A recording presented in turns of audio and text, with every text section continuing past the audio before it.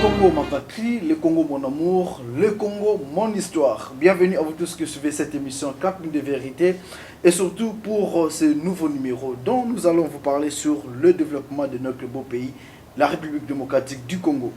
Pour voir comment développer la RDC, nous sommes avec un homme de marque, un monsieur qui a des ambitions très sérieuses pour développer ces grands Congo.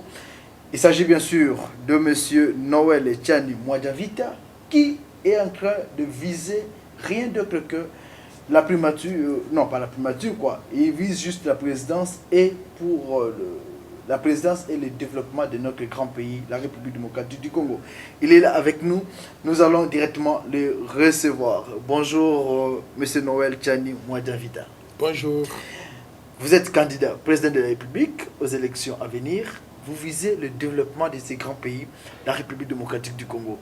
Dès l'entrée des jeunes, nous voulons savoir, connaissez-vous la République démocratique du Congo? Vous connaissez quand même le Congo? Merci d'abord de me recevoir donc dans ce programme. Bien sûr que je connais le Congo et je connais le Congo très très bien. Je suis un fils de ce pays, je suis né en République démocratique du Congo. J'ai grandi en République démocratique du Congo. J'ai fait l'école primaire, l'école secondaire ici, avant d'aller à l'étranger, envoyé par le gouvernement de la République démocratique du Congo avec une bourse du gouvernement congolais pour aller faire des études universitaires à l'étranger. Quand on m'a envoyé à l'étranger, je suis allé étudier en Belgique, en France et aux États-Unis, jusqu'à obtenir mon doctorat en sciences économiques à l'Université de Paris 9 Dauphine. Et après cela, j'ai fait un programme complémentaire de leadership à Harvard University aux États-Unis. Donc ça, c'est un pays que je connais très bien, que je porte dans mon cœur. Après tant de moments passés à l'extérieur, aujourd'hui, vous avez pris la décision quand même de rentrer. Qu'est-ce qui vous a motivé? Je suis frappé par la misère qui ravage la République démocratique du Congo et qui cloue littéralement ce pays au sol. Vous savez que je suis un fonctionnaire international. J'ai travaillé à la Banque mondiale depuis 25 ans. Avant cela, j'ai fait 10 années de banque commerciale, de banque d'investissement donc à New York. Mais en travaillant à la Banque mondiale, j'ai eu l'opportunité de travailler sur près de 85 pays différents situés sur 5 continents. Et j'ai vu des pays dans ma carrière qui font des progrès économiques énormes. Je ne fais que mentionner un petit pays comme les îles du Cap-Vert. Quand j'ai commencé à travailler là-dessus, le PIB par habitant du Cap-Vert était de 170 $. Aujourd'hui, 20 ans plus tard, le PIB par habitant est de 4500 $. C'est-à-dire que le PIB par habitant a été multiplié par 26 en l'espace de 20 ans. C'est des progrès énormes. Et vous pouvez aller au Cap-Vert, vous allez voir la population, comment elle a fait des progrès sur le plan donc, de la vie de tous les jours. Mais quand je viens en République démocratique du Congo, qu'est-ce que je trouve? Que nous sommes l'un des pays les moins développés de la planète, que nous avons une population, l'une des plus paupérisées du monde, l'une des populations les plus pauvres du monde. Nous traversons une situation d'insécurité générale à travers tout le pays. Les infrastructures de base donc manquent, font défaut ou bien connaissent un retard énorme. Je fais allusion par exemple à l'accès à l'eau, à l'électricité. Ici, nous avons moins de 10% de la population qui a accès à l'eau potable, à l'électricité. On a moins de 10% de la population qui a accès aux services de télécommunications modernes. Dans les familles congolaises, on mange une fois tous les 2 jours. Le chômage avoisine 85% de la population active de la RDC. Bref, la République démocratique du Congo se porte très mal. Et d'ailleurs, il se porte tellement mal que notre monnaie nationale, le franc congolais, ne vaut absolument rien aujourd'hui. Quand on a lancé le franc congolais en 1998, $1 est égal à 1,3 francs congolais, c'est-à-dire un franc congolais acheté 72 cents $. Aujourd'hui, $1 est égal à 1650, 1700 francs congolais. En d'autres termes, un franc congolais achète 0 cents $. Voilà un pays souverain dont la monnaie ne vaut absolument rien, au point que toute la population se réfugie aujourd'hui derrière l'utilisation du dollar américain. J'ai pensé qu'avec mon expérience professionnelle, pour avoir travaillé dans plusieurs pays, avoir aidé ces pays-là à se développer, je pourrais être utile à mon pays qui a investi tant en moi, à me donner la bourse pour aller étudier à l'extérieur, mais aussi je pourrais être utile à la population congolaise pour que nous puissions créer des emplois pour tout le monde, développer le pays et créer des opportunités pour toute la population sans exception. Et selon vous, puisque vous avez quand même de belles ambitions, créer le développement de notre pays, vous êtes reconnaissant puisque le pays a contribué aussi à votre épanouissement. Qu'est-ce qui peut être à la base? Qu'est-ce qui est à la base, selon vos analyses? Qu'est-ce qui est à la base de la souffrance, de la misère qui traverse notre pays? Vous savez, pour avoir travaillé sur beaucoup d'autres pays qui ont fait des progrès, je peux dire que ces pays qui ont fait des progrès ont bénéficié d'une combinaison de facteurs. Un, ils ont eu un bon leadership politique au niveau le plus élevé de l'État. Deux, ils ont eu une bonne vision de développement qu'ils ont partagée avec toute la population au point de mobiliser tout le monde pour se mettre en voie de mettre cette vision donc en œuvre. Trois, ils ont eu un système de bonne gouvernance qui permet de capter les ressources publiques et les mettre dans le budget de l'État qui va servir d'instrument de gestion moderne du pays en réallouant aux secteurs différents de la vie économique et sociale du pays.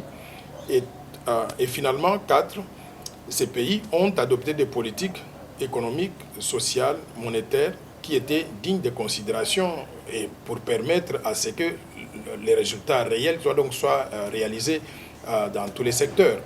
Alors, quand on regarde ces facteurs-là, on voit qu'au Congo, nous avons manqué le tout. Le leadership congolais a été défaillant. Nous avons un leadership qui n'est pas à la hauteur du développement du pays, des ambitions de développement donc de cette grande nation qu'est la République démocratique du Congo. Nous avons aujourd'hui un système de gouvernance tellement pourri que 85% des revenus des ressources naturelles n'entrent pas dans les caisses de l'État, mais plutôt dans des poches des individus, des particuliers. En d'autres termes, on est en train de voler le peuple congolais qui s'appauvrit au jour le jour. Nous avons manqué de vision de développement.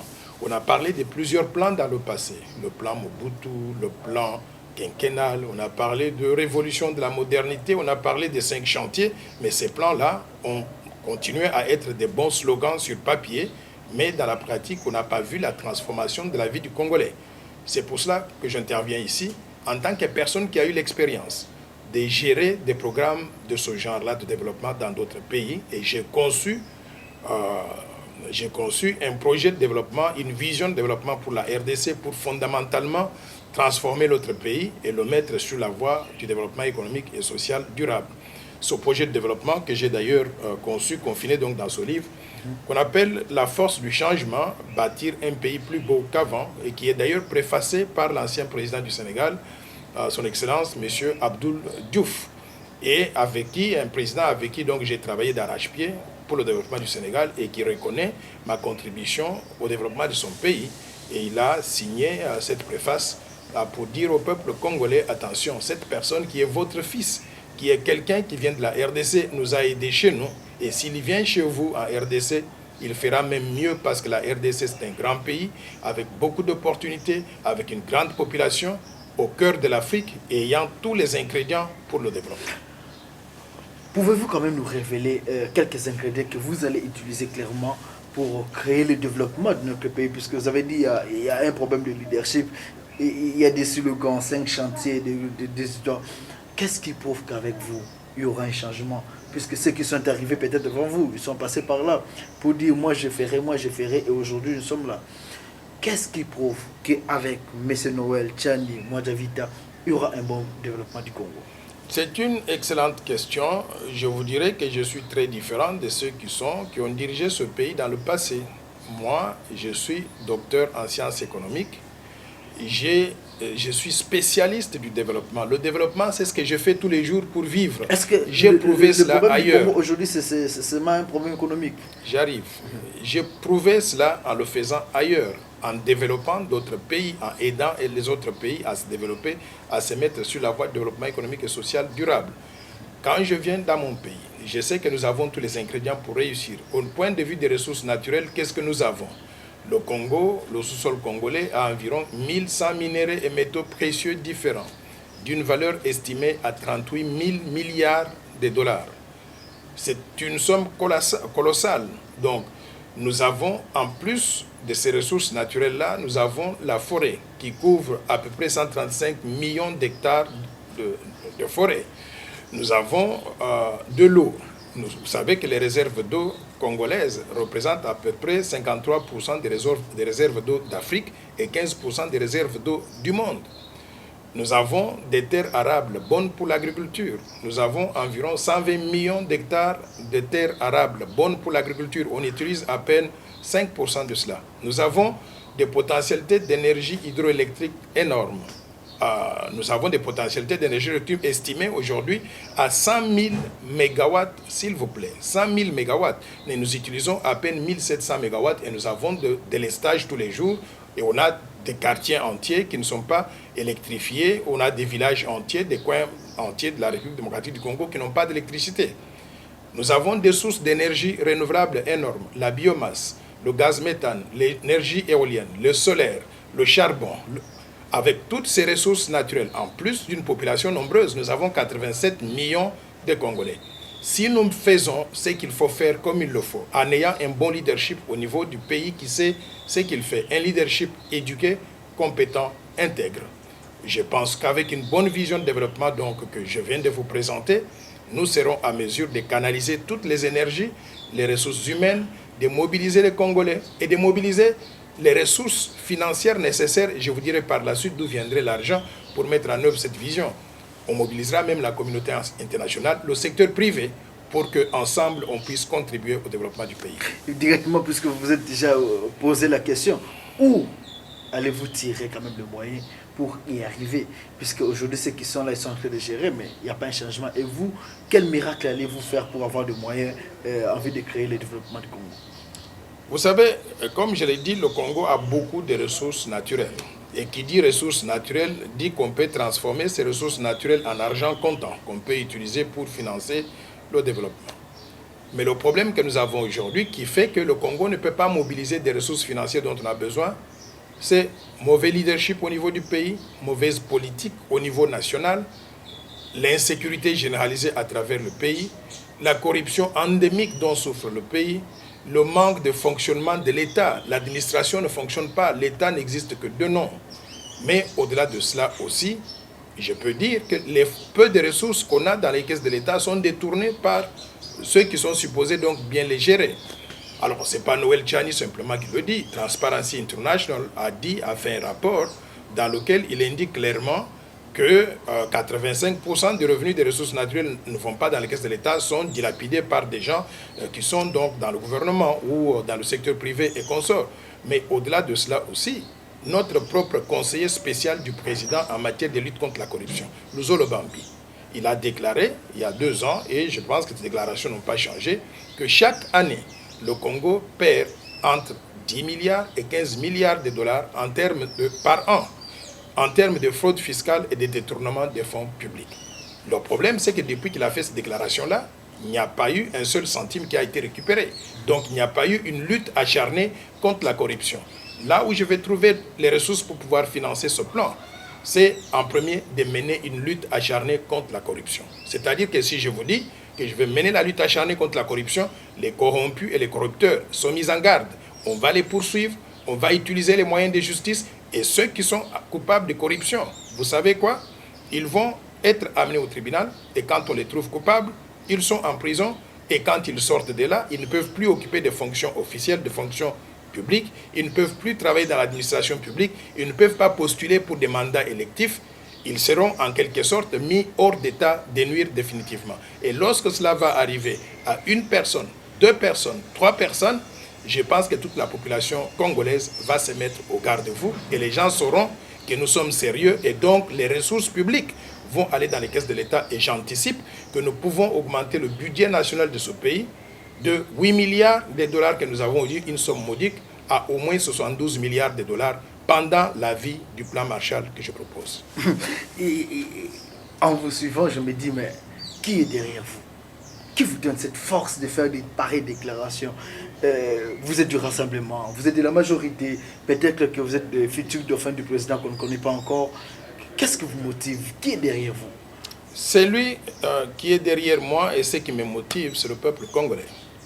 Je vous ai dit que moi, personnellement, je suis un produit 100% congolais. Non seulement que je suis congolais de père et de mère, mais j'ai étudié, je suis devenu ce que je suis ici grâce à la République démocratique du Congo. Si ce pays n'avait pas investi à moi en me donnant une bourse du conseil exécutif pour que j'aille étudier à l'étranger, je ne serais pas devenu ce que je suis aujourd'hui. Et les gens qui m'avaient donné la bourse, ils sont là pour le testifier, pour le témoigner.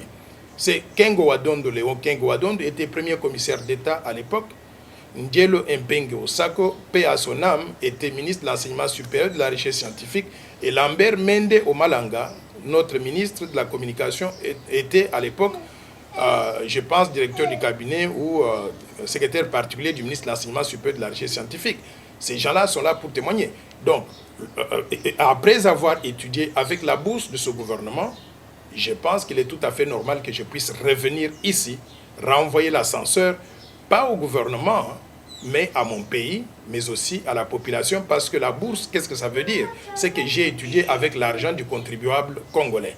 Donc je voudrais revenir ici en demandant au peuple congolais de me donner son appui, et parce que j'ai des connexions à travers la communauté internationale, je veux mobiliser la communauté internationale, je vais mobiliser le secteur privé pour que nous puissions ensemble mettre en œuvre cette vision de développement grandiose, mais qui peut fondamentalement transformer la République démocratique du Congo.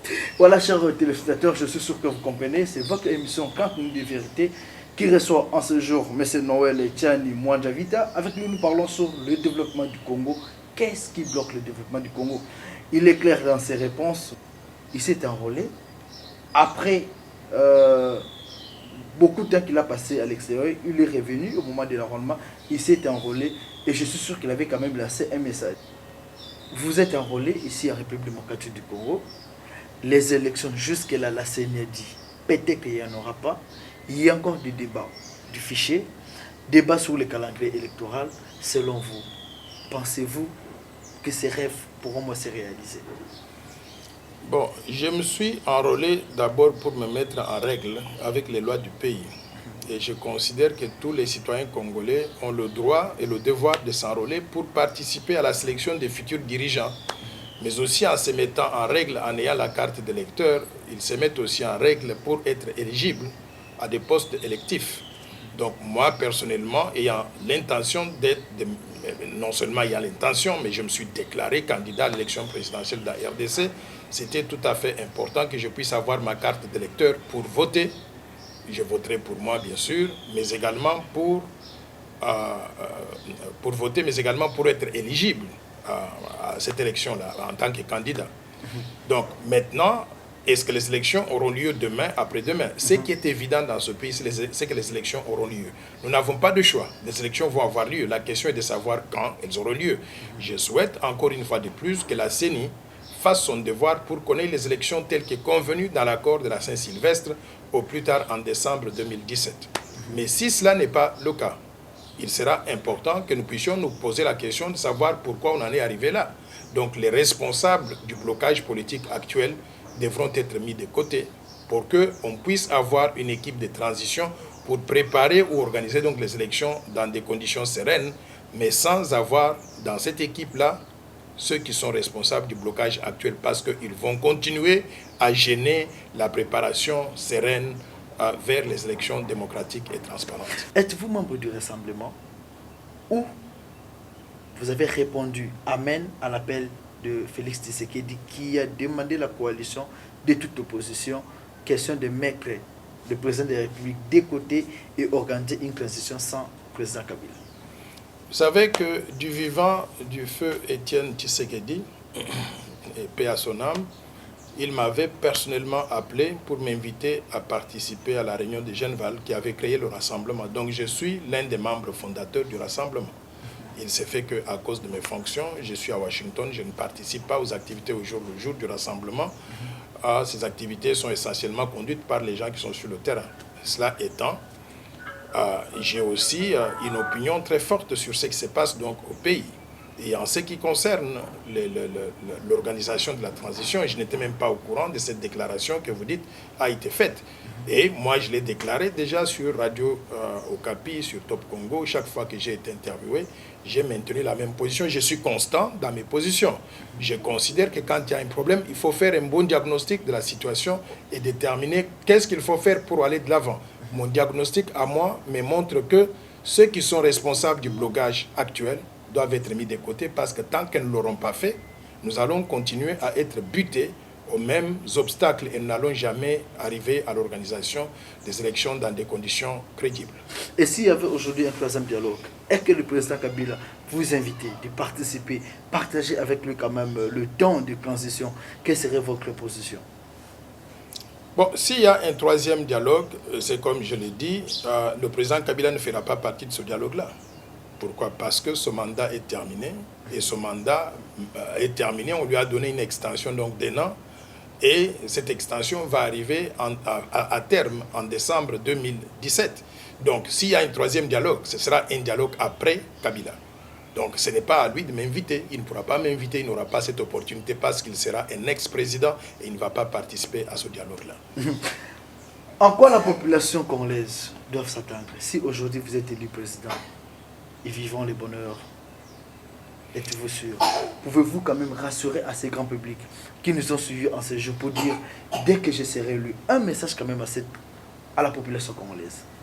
Lorsque je serai président de la République démocratique du Congo, je vais remettre le peuple congolais dans son costume, avec toute la dignité qui lui revient. Je vais sécuriser tous les Congolais. Il n'y aura plus un seul Congolais qu'on va tuer n'importe comment, comme un animal, donc dans son propre pays. Je vais sécuriser tous les Congolais.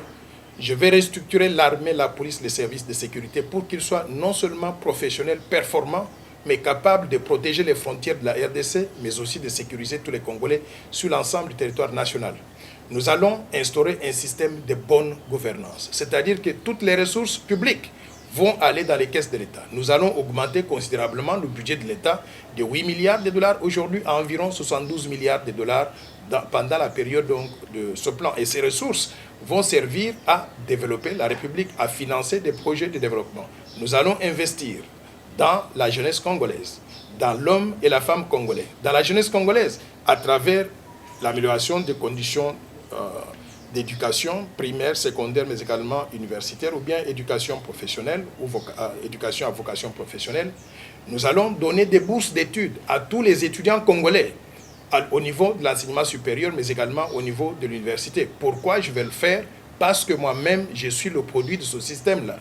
J'ai dû étudier pour devenir ce que je suis aujourd'hui, parce que mon gouvernement m'avait donné une assistance financière, c'est-à-dire m'avait donné une bourse d'études pour étudier jusqu'au niveau du doctorat. Je vais renvoyer l'ascenseur à tous les jeunes Congolais pour qu'ils puissent avoir aussi la bourse afin d'étudier dans de bonnes conditions. En ce qui concerne le système de santé, nous allons restructurer le système de santé, améliorer les conditions de fonction, améliorer les conditions de travail des médecins et des infirmières. Nous allons former les médecins et les infirmières, recruter ces médecins et infirmières en nombre suffisant pour qu'ils puissent répondre aux besoins de la population donc, dans ce domaine-là. Et nous allons introduire un nouveau système d'assurance maladie universelle, c'est-à-dire que chaque Congolais, sur l'étendue du territoire national, aura une carte d'assurance maladie universelle qui lui permettra d'aller chez n'importe quel médecin et de se faire soigner. Et aucun Congolais ne pourra mourir devant la porte de l'hôpital parce qu'il n'a pas donc d'argent. J'estime que ce système-là doit être totalement changé.